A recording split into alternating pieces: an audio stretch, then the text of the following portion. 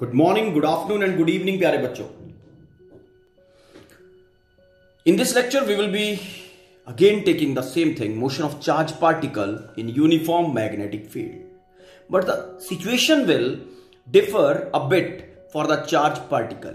Okay, initially in our previous lecture we have discussed the situation when the charged particle is fired perpendicular to the magnetic field. But in this lecture, we will be concentrating in when the charged particle is not moving perpendicular to magnetic field. Mean the velocity of the charged particle is not perpendicular to magnetic field.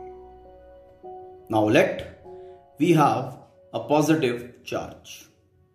Charge is positive and magnetic field is pointing this way.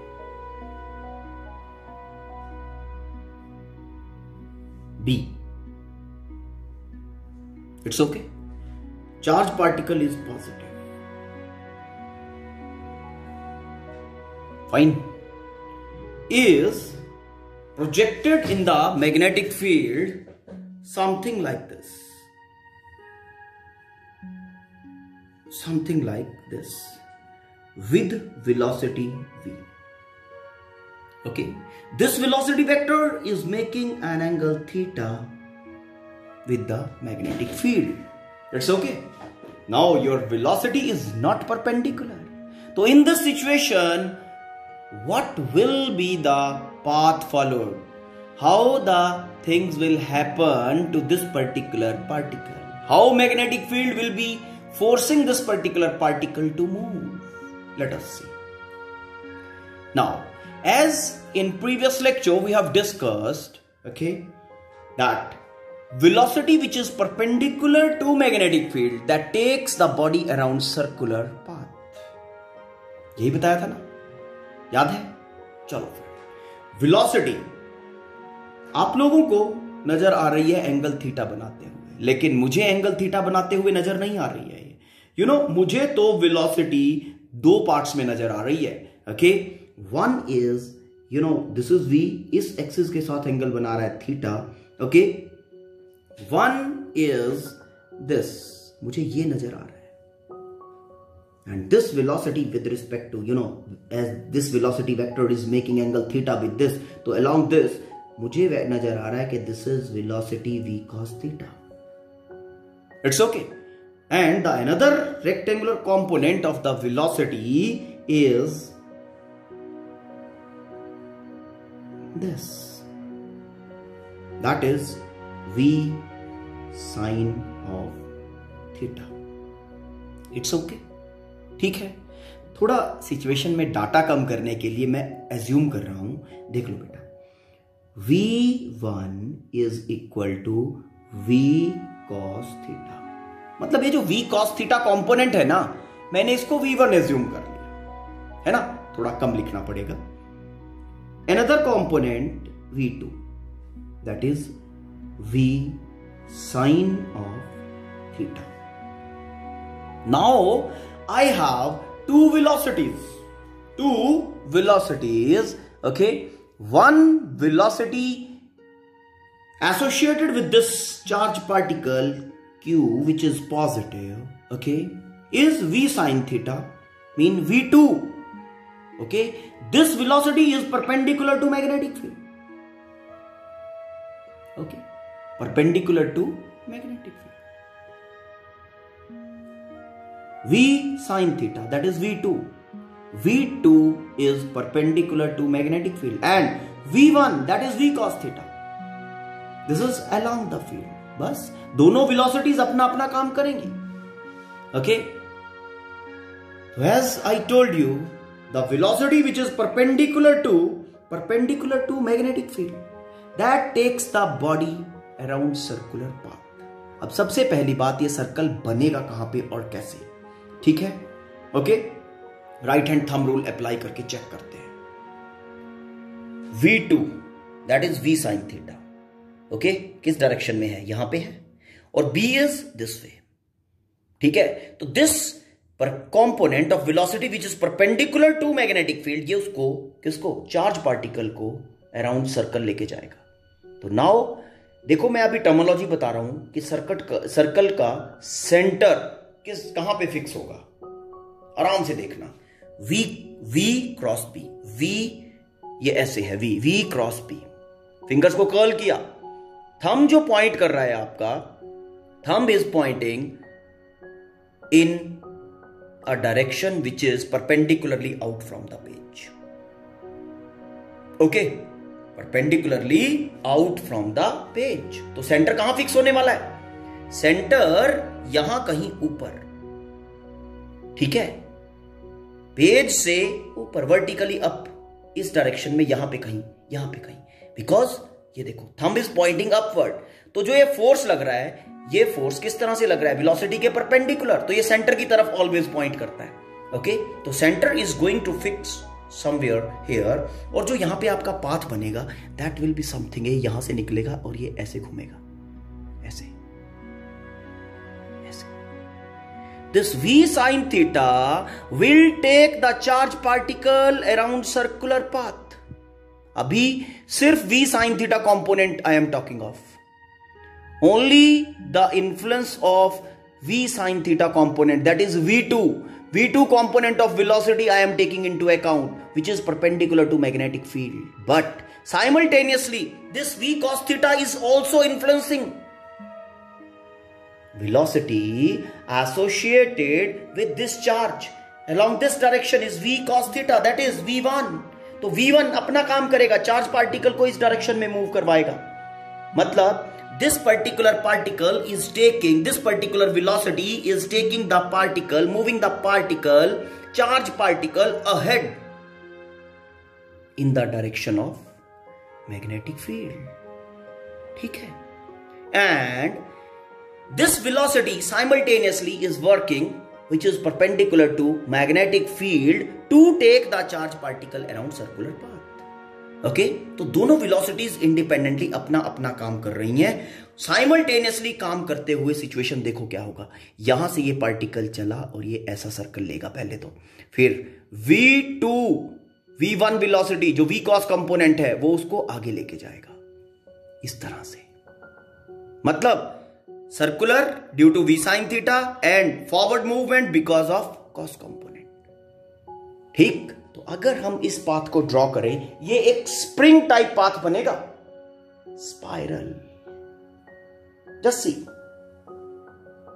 दोनों velocities अपना अपना काम कर रही हैं।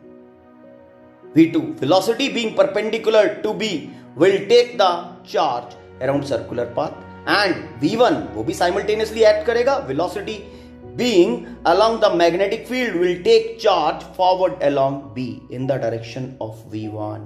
और V1 आपका किस डायरेक्शन में है, जस्ट सी, ये V cos theta is V1, देखो ध्यान से, ठीक है। तो forward movement as well as circular movement दोनों कंबाइन होके क्या बनाएंगे, just see, the nature of path will be something like this. इसको क्या स्प्रिंग टाइप कहें, and specific word for this is spiral. Okay, spiral और spring type you can see, ठीक है। अब कौन सा वेलोसिटी क्या काम कर रहा है वो देखो, ठीक। जो यहां पे इस पॉइंट के ऊपर दो वेलोसिटीज इस बॉडी के, इस चार्ज पार्टिकल के ऊपर लग रहा था, one is V cos theta जिसको हमने V1 कहा था, V cos थीटा, और दूसरा V2 था जिसको हमने V sin थीटा कहा। तो V sin theta is taking the body around circular path और V cos theta is taking it forward. Okay, और दोनों का कंबाइंड मोशन, जब सर्कुलर मोशन और फॉरवर्ड मोशन कंबाइंड हुआ तो that is making the spiral path. Spiral, this is also called as helical. ये देखो, circular and forward, circular and forward, helical path. Okay, helical, it's clear?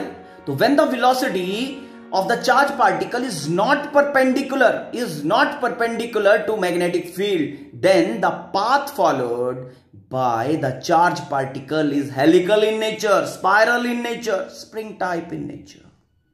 It's clear? ठीक है?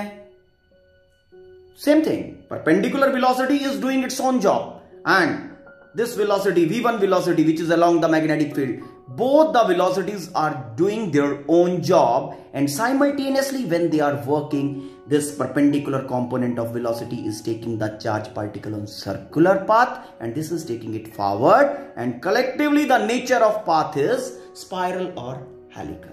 You just pause this and go through this particular thing. After this, we will be calculating the radius of the path, time period, and so on, other variables also. Now see, जो matter of concentration है यहां पे, मुझे अब radius find करना है.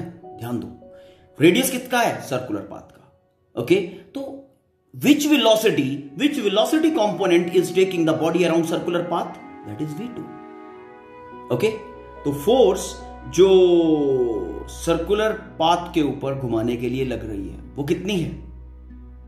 F, force due to magnetic field. Q, V क्या है? V2. Magnetic field B. ये रेडियली इन लगेगा. ठीक है, रेडियली इन. ये देखो ऐसे, अगर ये सर्कुलर पाथ है, ठीक है, ये हमारा V2 है, यहां पे V2 इज दिस वे, इसके कारण ये सर्कुलर पाथ के ऊपर घूम रहा है, तो ये फोर्स इस डायरेक्शन में लगेगा. ठीक है, ओके. और angle between V and B कितना है? 90 डिग्री. तो ये sine of 90 degree. Radially in. In previous lecture we have discuss this. Radially in. अब in response to this outward एक फोर्स लगेगा, फोर्स सेंट्रीपिटल, नेसेसरी, क्योंकि सर्कुलर फोर्स पे घूम रहा है, तो this force necessarily will be acting on the body. Okay, CP M V square. V क्या है? V2 square bye are, radius of path. It's clear? Radially out.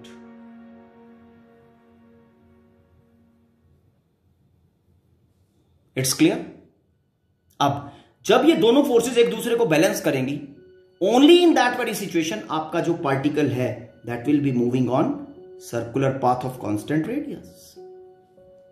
जब ये रेडियली इन और रेडियली आउट वाला जो फोर्स है, both will be balancing each other.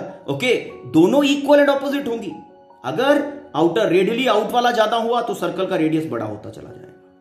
अगर radially इन वाला फोर्स बिग हुआ तो सर्कल छोटा होता चला जाएगा, radius will be reducing. Both has to maintain a balance in order to keep that particle moving on circular path. Okay, तो यहां पे क्या होगा? Fm should be equal to Fcp, क्योंकि रेडियस कांस्टेंट है. तो इफ दिस इज दिस, क्या बनेगा? Fm कितना है?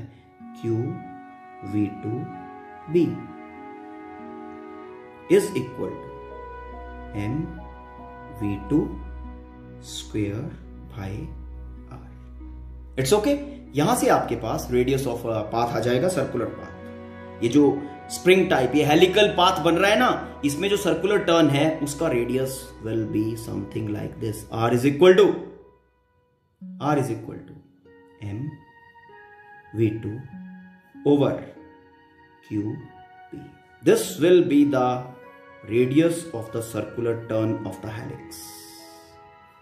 Each circular turn will have this much radius. Moving ahead with this calculation, velocity आ जाएगा, velocity के बाद फिर angular frequency, और angular frequency के बाद frequency. Frequency you will be getting in the same way. Frequency is independent of velocity. That will be equal to BQ over 2 pi m. In previous lecture we have discussed this particular thing, how the frequency will be calculated. This is your frequency. Okay, एक second में इतने rotations लेगा. Now time period will be inverse of frequency.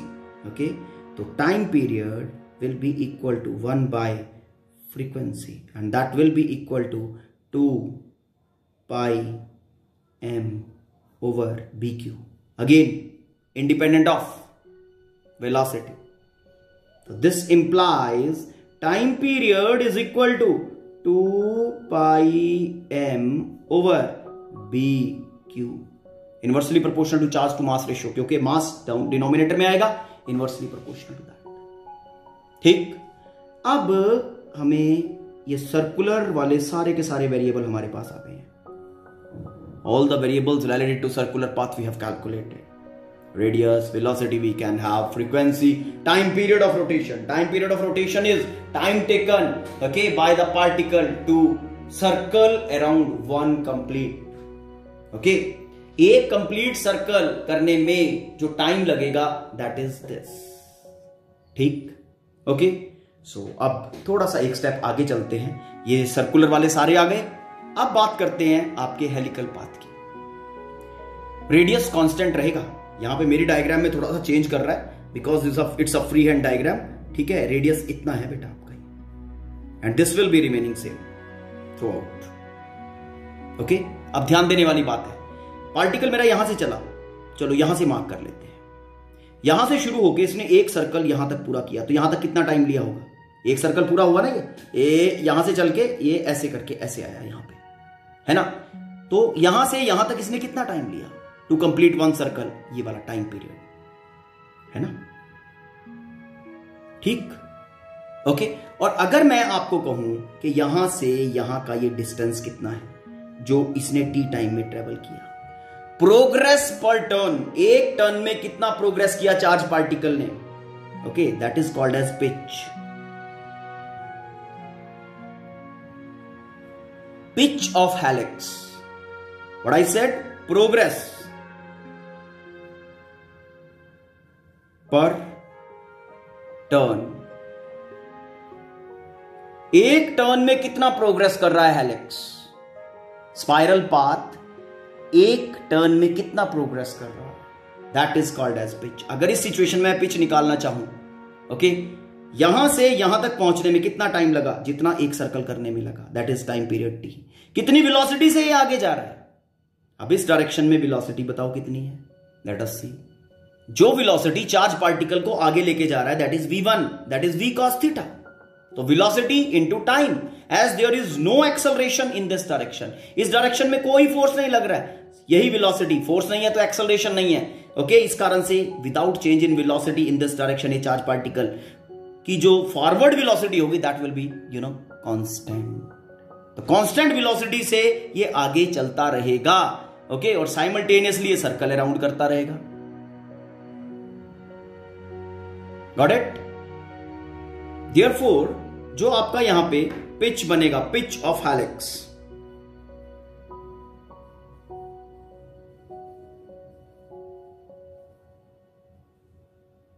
Is equal to velocity. Velocity कितना बेटा, बोलो जल्दी से, v1, जिसका वैल्यू v cos थीटा है. It's okay. This velocity is taking the particle ahead. Okay. v1 multiplied by time taken to complete the circle. तो progress per turn तभी मिलेगा ना. तो v1 का value helix, pitch of the helix के लिए क्या बनेगा, v1 का वैल्यू डाला, v1 is equal to v cos theta multiplied by time period. तो यहां पे टाइम पीरियड का वैल्यू प्लेस कर दिया जाए तो पिच आपके पास आ जाएगा is equal to v cos of theta multiplied by time period, that is 2 pi m over bq. It's clear? तो this is pitch of the helical path. तो क्या पता चला अभी कि when the charge particle is not fired perpendicular to the magnetic field, मतलब when the velocity vector of the charge particle is not perpendicular to magnetic field, okay, जो path followed by the charge particle in magnetic field है, that is helical in nature. That is helical in nature. Why that is helical in nature? Because velocity in that very case makes two component. Velocity is like this, दो component बनते हैं, one perpendicular to magnetic field, another along the magnetic field. जो perpendicular to magnetic field होता है that takes the body around circular path, और जो along होता है that takes the body forward. Okay, तो both combined together, okay, both combined together, both effects combined together take the body around helical path. Circular and progress motion happening simultaneously help the particle to move around helical path. It's clear? तो यहां पे जो बताना चाह रहा था पता चल गया कि when the velocity is not perpendicular to magnetic field, then जो चार्ज पार्टिकल पाथ मूव करता है उसका जो नेचर होता है दैट इज हेलिकल, स्पाइरल और spring type. Okay, and rest of the variables वो आराम से इन द सेम पे कैलकुलेट किए जा सकते हैं. Hope you have understood. Go through this particular thing. If you have any problem let me know about. Okay, so now we will be going ahead with the combined action of electric and magnetic field on charge particle when a charge particle is fired in the combined action of electric and magnetic field. Okay, you just go through this. In next lecture we will be taking this that combined action of the fields, and that is very interesting thing because that is defining the reality. Okay, thank you, have a nice day.